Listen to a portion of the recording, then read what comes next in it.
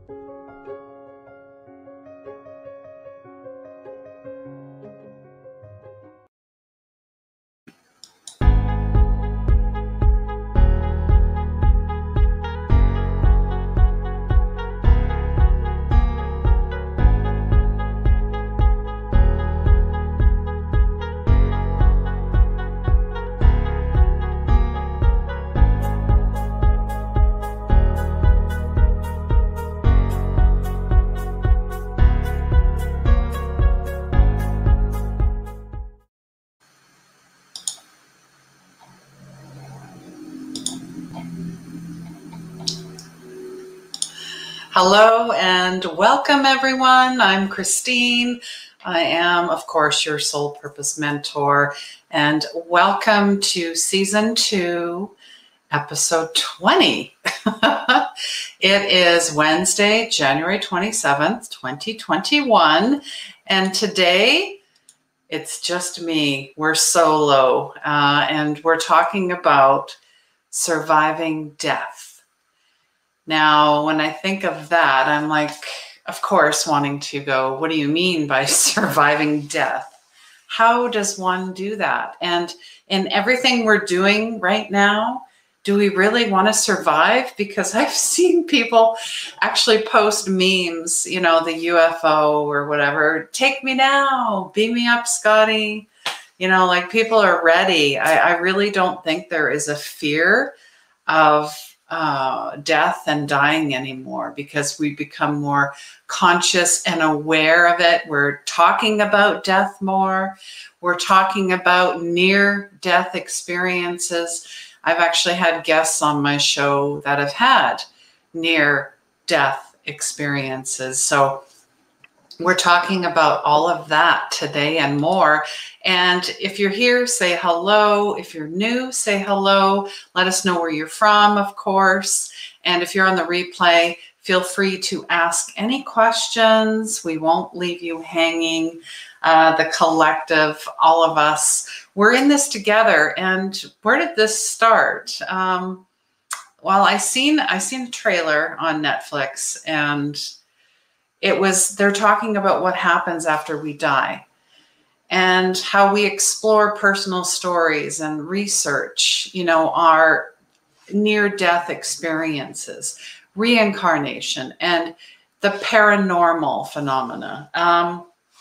As I feel like there's a lot of misinformation out there. Science, is depending on who you talk to, is getting close.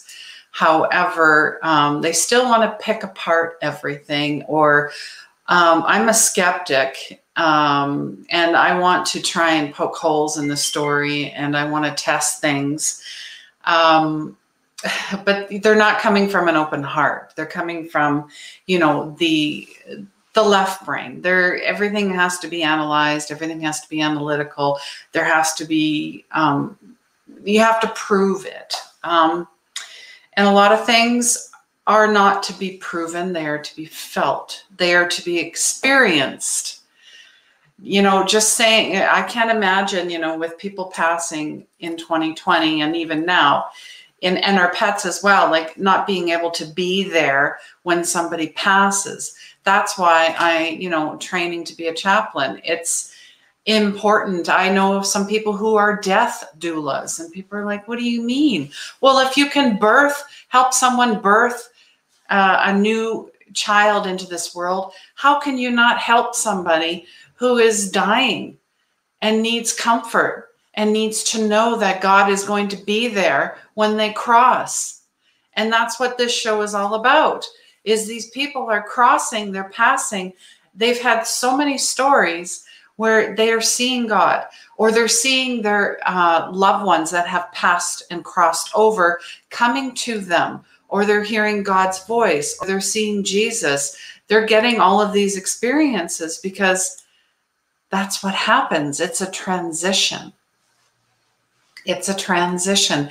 And it's supposed to be the most loving and peaceful part when you pass, not scared, alone. It's like final, it's finite. It isn't. We continue to go on. And I've talked about before, if we all have soul contracts. So if we have something that we have not learned, because we've all come here with a contract to learn something, a lesson, whatever it happens to be. If we have not fulfilled that contract, we are coming back again in different form, maybe as your mother or your grandchild or whatever it happens to be. We are coming back. So let me know what your experiences are. Do you have, or have you had a near-death experience? Do you know of anyone that's had a near-death experience? There's, lots of stories. I can think of my friend Honey Bee. She passed away when she was 6 in a car crash, and she vividly remembers. And a lot of this, if you haven't seen the series, it's amazing. It really makes you question, and coming from a child as well, children don't make these things up. When you watch, I think it was the last episode, very matter of fact, that was my old mom, you're my new mom. Kids just don't walk around saying stuff like that. And they knew full names and had full memories. And it was a past life imprinted on them. It was a trauma that was imprinted on them. And, to dismiss a child, to dismiss anyone when they say they've had this experience, or they feel like they've had this experience, that's part of the problem, is we're dismissing things because, oh, that's crazy. That's usually you got to get out of the ego and really be open to all possibilities, because ego is edging God out. And we've been doing it for too long. So now, I honestly feel like I've died 1,000 deaths, as they would say. And that is something an old soul will say. But do I have a recollection of a near-death experience? Not myself personally, but I do feel that I've lived a very, very long life. It's hard to describe. A lot of deja vu, I guess, is what I'm saying. When people tell you things, even as a child, that the energy and what they're saying does not match what they're lying. They're lying. And I'm sure kids, that they'll say it, they can feel it. And a lot of times us adults will just be like, oh, little Timmy, you're just imagining things. And no, they're not. They're not imagining anything. In fact, they're imagining way more than we could ever imagine. And we need to come back to their level. And that's why, doing the inner child work is very important. So yeah. And do you believe in reincarnation? I absolutely do. I know that it doesn't end, with death. That is just really the beginning. And I honestly see it as a blessing. You get to go back, you get to reunite with your family. And we're talking about your pets and anyone that you've crossed paths with will be there waiting for you with open arms. To me, that just sounds absolutely beautiful. And there is no disease and of the mind or the body or the soul of the spirit. It's all love. It's all beauty. Flowers. I mean, I've heard people describe, just tons of flowers and trees and beauty and children playing and animals frolicking. It's just a very magical, dreamlike state. And I honestly, of course, imagining that feels wonderful, but it also, for many of us, it seems too out there in a way, too woo. And that's us. If you're going there, that's because you don't want to go there. You need to look at this. And let me know if you've watched this documentary on Netflix. It's eye-opening. There's even some of the folks are very skeptical, but curious. That's what it is. They're still curious. It's when you say, no, I don't believe it. And that's crazy, that there's no such thing, that you're already closed off to it. So it doesn't matter how much evidence, is basically smacked in your face, you're still not going to see it, right? It's like the nail in the forehead analogy. It's there, it's there, but you're choosing not to take it out. That's same with any problem. The problem's there, but you are choosing, that's your choice. That is what they call free will, and my will is God's.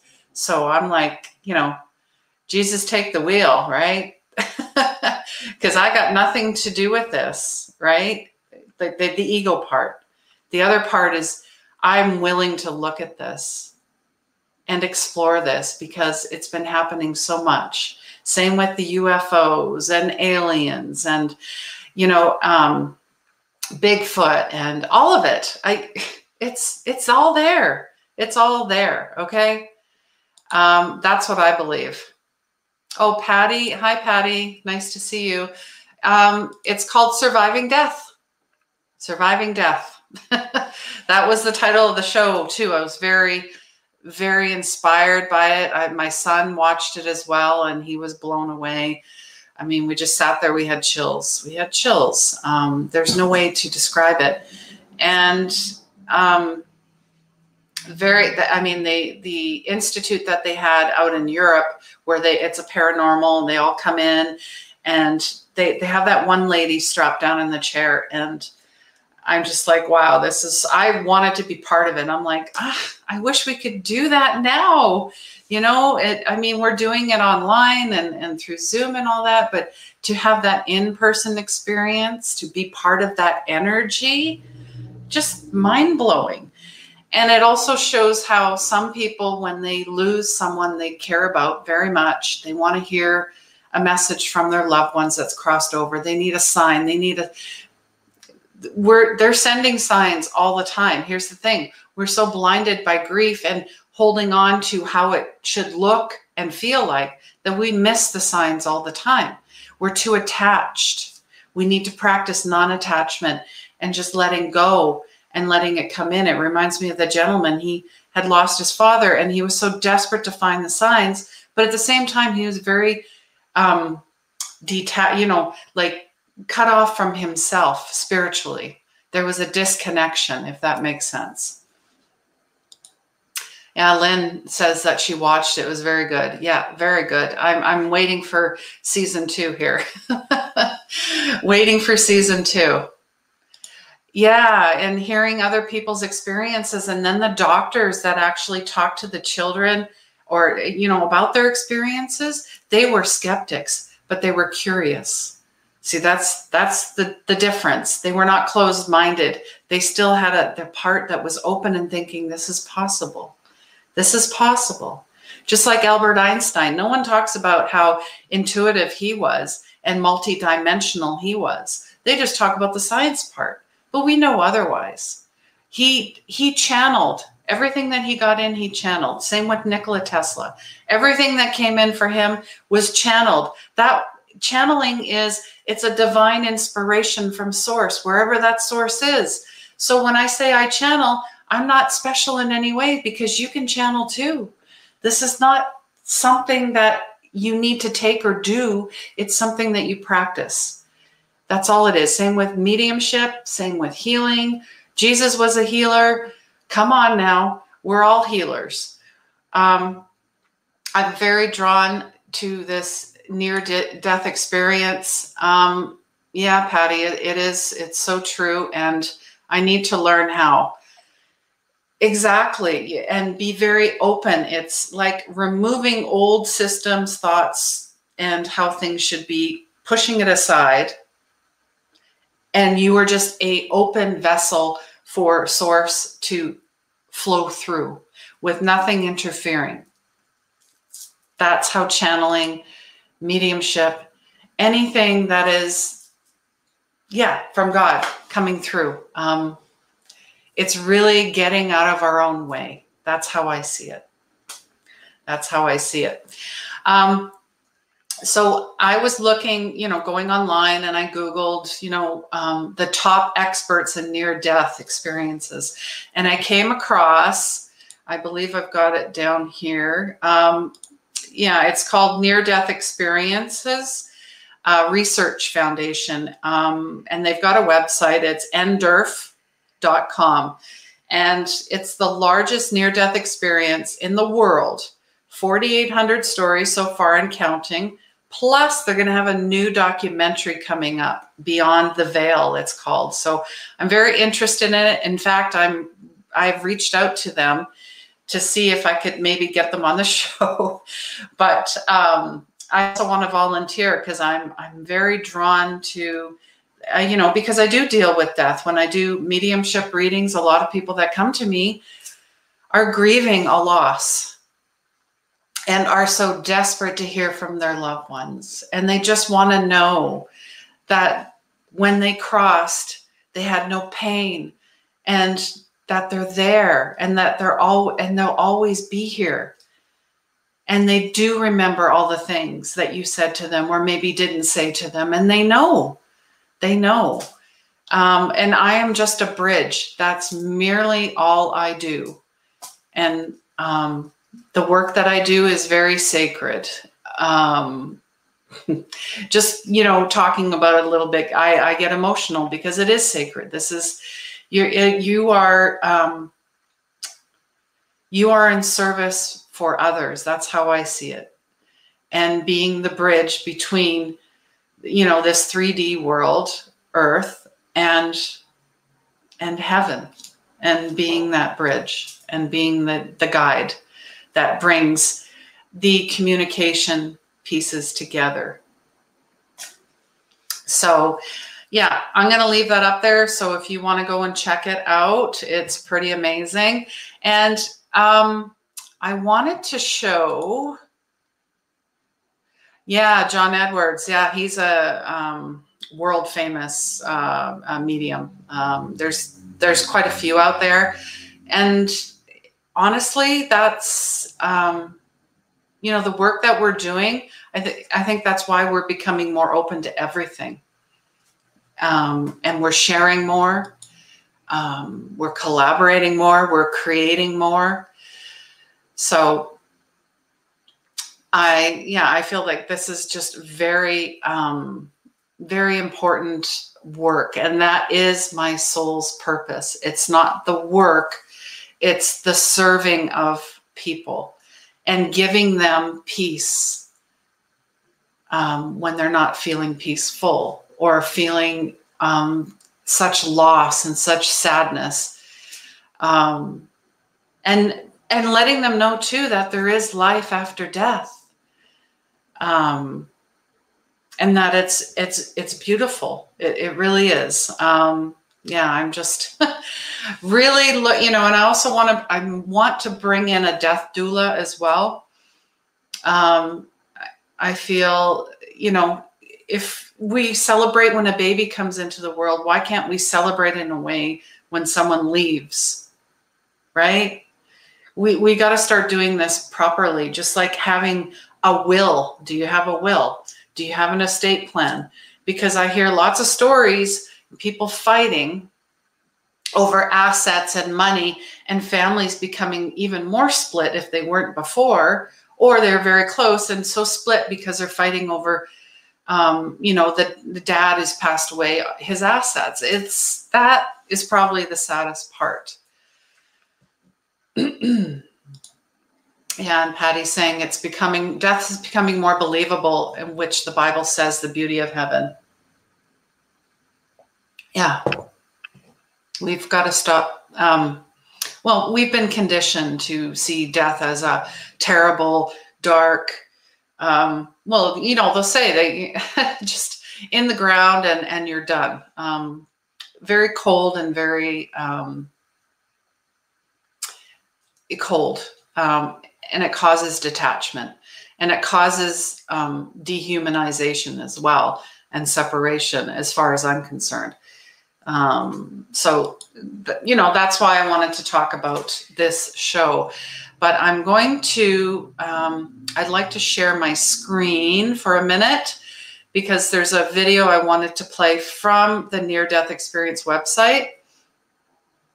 And they're just talking a little bit more about the new documentary that's coming out. And yes, I'd love to have these people on the show. So, and if you know anybody that does amazing work, in the spiritual realms, or, it really doesn't matter. But of course, this podcast is all about spirituality mainly. But if they have a pretty powerful story, please, send them my way as well. Oh, and Patty's just saying, cremation for me, and spread my ashes, be free. I love that. That's a very nice sentiment. And I see a lot more people doing that with cremation, and making jewelry out of it, or always having a piece, or having, even with their animals, having their paw prints, whatever it is. That's beautiful. And we should be honoring and remembering, but not, if we've been grieving for someone for 5 years, there's a problem. There's a problem. That needs to be healed. That's where we have to kind of make sure we have some boundaries as well. So, all right. So I'm just going to bring this up.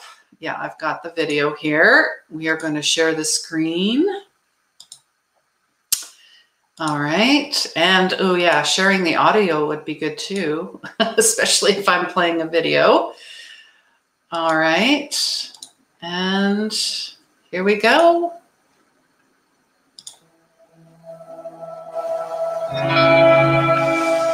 What is death? Do we know what happens when we die? Does anyone know if we exist beyond this life, or is death really the end? Death is a transformation of consciousness from this physical domain, which is by and large illusory, to another dimension of existence that is apparently so far beyond what we experience here in the physical realm that we can't even describe it in earthly terms. Well, my belief is, and I think it's consistent with the Catholic tradition, is that once we pass beyond the veil, everything will be revealed. Not only everything about creation, but everything about ourselves. And so in one sense, then, you could say that death is one part of that process of self-discovery. Almost all people that have had a glimpse beyond the veil of death and have had some encounter with what we as Latter-day Saints would call the spirit world, or as Emanuel Swedenborg would call heaven, or my evangelical Christian friends would call heaven. But almost all of them speak of the overpowering, overwhelming, all-encompassing, all-consuming sense of love. What I realized is, wow, that's God. At the highest level, that's the Almighty. And I actually began to become fearful. I thought, wow, I'd grown up thinking life's a test and I'm going to be judged, and I'm holding my little boy who died because I wrecked a car. I cut his life short because I lost control or dozed off, and suddenly there felt like there was physical arms that wrapped around and just held us. And then there was this download, this overwhelming communication. and I was told there's nothing to forgive. We get censured so much when we experience something that is outside of other people's reality system, but yet to actually share that you've been out of your body, to actually share that you've been somewhere else, trying to share these things, I really admire them for their courage. The moment your heart stops beating, of course, immediately blood stops flowing to the brain. 10 to 20 seconds after that event, the EEG, or electroencephalogram, which is a measure of brain electrical activity, goes absolutely flat. There is no measurable brain electrical activity. It should be impossible to have any kind of conscious memory at that point in time, and yet, literally by the thousands, people have reported near-death experiences under those circumstances. People on the boundary of death, very often declared dead and then pulled back, they describe experiences. We've been able to classify them. They have structure to them very often. They appear to happen at a point in time when it at least appears scientifically that the brain is not functioning. And I believe that there is so much that we don't know about end of life, and that those who are dying are almost, have the key. That if we allow that key to open, and if we're not afraid of what is there as the key is turning, there's so much we can gather. What I'm saying is that there's something much more. There's something bigger, more powerful, more universal, more connected than what we have discovered with science to date. Discover what science, religion, and those who have died and come back have to teach us about what comes next.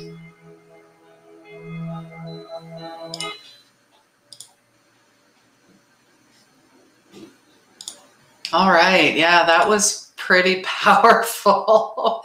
I didn't watch it beforehand, so I was like, okay. I'm watching it along with all of you. Hopefully the audio was good. Powerful. The Jesus, the God part, you're forgiven. There's nothing to forgive. And we have the key. Are you ready to turn the lock? Are you ready to open up to what's possible? I mean, I don't know about you, but I'm going to be watching. So let me know in the comments what you think of the show.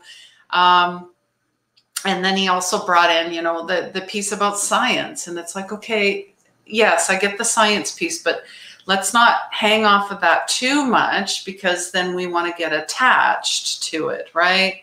Like, oh, well, science proved it, so it must be true. Not everything can be proven. It is how someone feels. It's their experience. That's why it's called a near-death experience. That's why it's called a reincarnation.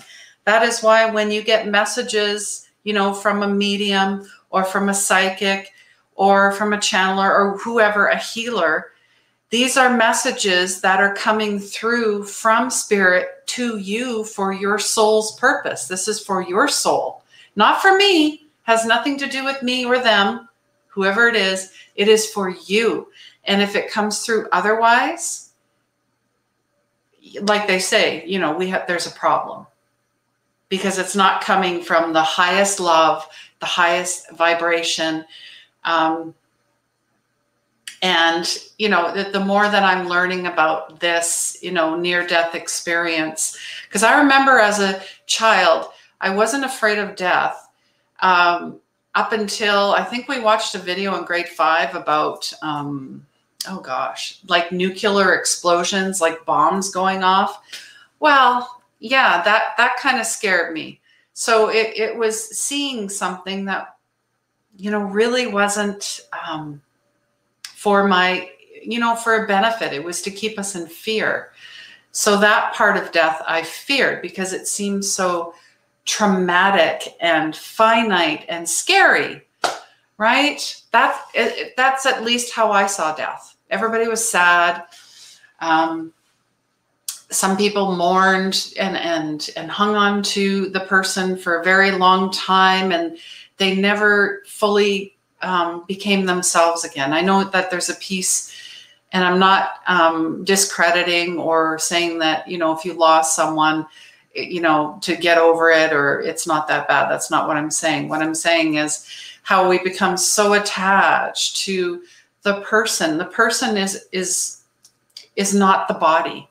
It's the soul that lives on, and it lives through, and it comes through in other things. Like there was the boy who, he was an old soul. He was someone else. And I don't want to give too much of the show away if you haven't watched it. So, just very touching, really makes me want to dive deeper into this, because as doing hospice, which I'd love to do, I feel it's very important that everybody does not die alone. And they all have the comfort and the beauty of knowing that, I'm handing you off to God, and God's waiting for you. That it's a beautiful transition, making the transition as beautiful and as loving and as peaceful as possible, because that's what we all deserve. That's what I feel. So. Patty's asking the question. So do you think there is a hell? I mean, people who kill and have no remorse. That, you know what? I believe that there is heaven and there is below. And I think with the Bible, and depending on who you talk to, they like to scare you into that judgment or that fear judgment, that if you do something wrong, you're going to hell, you're going to burn in hell. You hear that quite a bit. So that's just a fear-based programming that they want to keep you in fear. As for killing that have no remorse, well, I mean, when it comes to no remorse, meaning they're not in their right mind, which many is the case. There was a detachment from the soul. Where they go, I almost feel like it's in between. That's just my opinion. In between, not above and not below, and reincarnating to come back to learn that lesson. Because that's the lesson. They say hurt people hurt people. And the no remorse, again, is not in the right mind, but there's also another part. They become detached from human, like being human, feeling. And it's almost like dog eat dog in a way, if that makes sense. Yeah, that is a tough one, but that's my belief. So I don't know what yours is, and everybody's entitled to have their own opinions and feelings on that.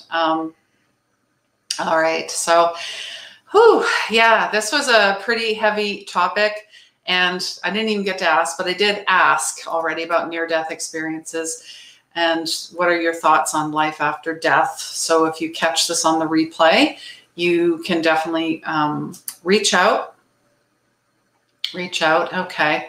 And we also know, I'm going to switch gears here a little bit, but coming up here tomorrow, and depending on where you are in the world, we have a lovely full moon in Leo, and pretty fiery.